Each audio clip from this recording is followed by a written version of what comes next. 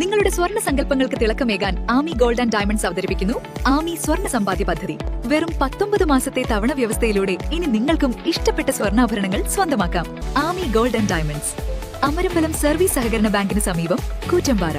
ധാർമ്മിക ശ്രേഷ്ഠത കൈവരിക്കാൻ വിദ്യാർത്ഥികൾക്ക് സാധിക്കണമെന്ന വിദ്യാഭ്യാസ മന്ത്രി എൻ ശംസുദ്ദീൻ നിലമ്പൂർ മാനവേദൻ സ്കൂളിൽ വിവിധ പദ്ധതികളുടെ ഉദ്ഘാടനം നിർവഹിച്ച് സംസാരിക്കുകയായിരുന്നു മന്ത്രി.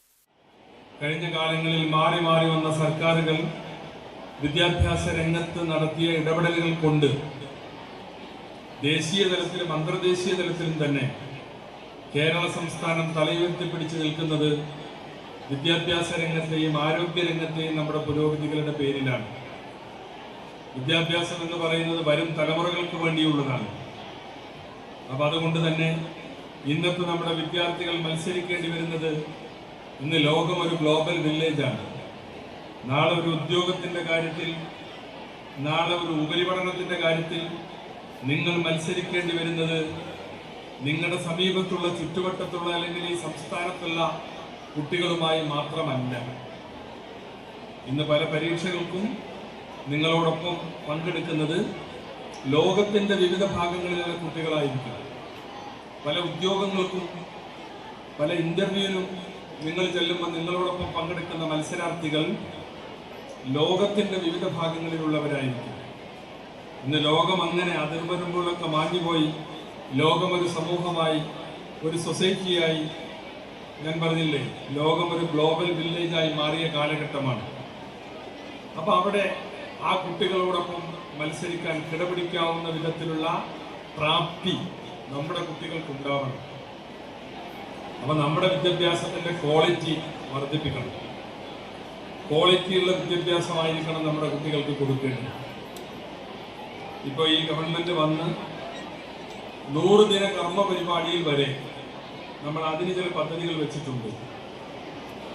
ഓരോ ക്ലാസ്സിലും ആർജിക്കേണ്ട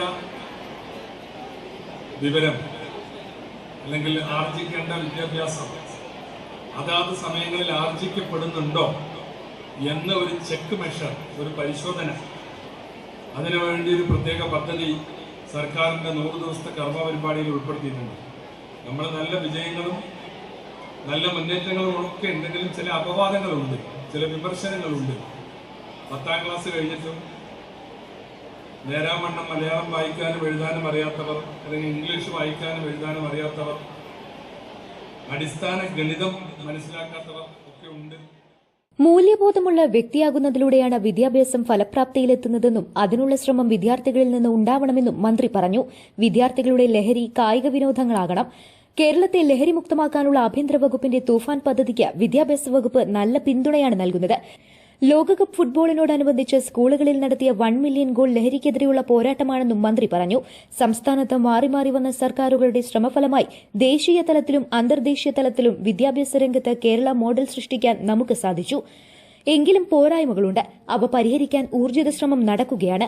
സർക്കാരിന്റെ 100 ദിന പരിപാടികളിലും വിദ്യാഭ്യാസ മേഖലയ്ക്ക് വലിയ പ്രാധാന്യം നൽകിയിട്ടുണ്ട്. വിദ്യാലയങ്ങളുടെ അടിസ്ഥാന സൌകര്യങ്ങൾ വിപുലീകരിക്കുന്നതിനൊപ്പം അക്കാദമിക് രംഗത്തും മുന്നേറ്റം കൈവരിക്കണം. എങ്കിലേ മത്സര പരീക്ഷകളിലടക്കം നമ്മുടെ വിദ്യാർത്ഥികൾക്ക് മുന്നേറാനാവുകയെന്നും അതിനുള്ള പദ്ധതികൾ വിദ്യാഭ്യാസ വകുപ്പ് നടപ്പാക്കുമെന്നും മന്ത്രി വ്യക്തമാക്കി. സംസ്ഥാന സർക്കാർ പദ്ധതി വികസന ഫണ്ടിൽ നിന്ന് അനുവദിച്ച 2 കോടി രൂപ ചെലവിൽ നിർമ്മിച്ച ഹയർ സെക്കൻഡറി ലബോറട്ടറി ബ്ലോക്കിന്റെയും SSK ഫണ്ടിൽ നിന്ന് 25 ലക്ഷം ഉപയോഗിച്ച് നിർമ്മിച്ച 2 ക്ലാസ് മുറികളുടെയും ഉദ്ഘാടനം വിദ്യാഭ്യാസ മന്ത്രി നിർവഹിച്ചു. ആര്യാടൻ ഷൌക്കത്ത് MLA അധ്യക്ഷത വഹിച്ചു. PV അബ്ദുൽ വഹാബ് MP മുഖ്യ സന്ദേശം നൽകി. നിലമ്പൂർ നഗരസഭാ അധ്യക്ഷ പത്മിനി ഗോപിനാഥ്, ഉപാധ്യക്ഷൻ ഷൌക്കത്ത് അലി കുമഞ്ചേരി, സ്ഥിരം സമിതി അധ്യക്ഷരായ Smitha Mol, Musthafa Kalathumpadikkal, Mumtaz Babu, Marys Shibu, Suresh Pathippara, councillor Rajeena Noushad Ali, school principal Anil Peter, PTA president Mujeeb Parappuram, SMC chairman Koya Kadavath, Vandoor DEO Salahuddin, പ്രധാന അധ്യാപകൻ അബ്ദുറഹ്മാൻ തുടങ്ങിയവർ സംസാരിച്ചു. News bureau, Nilambur.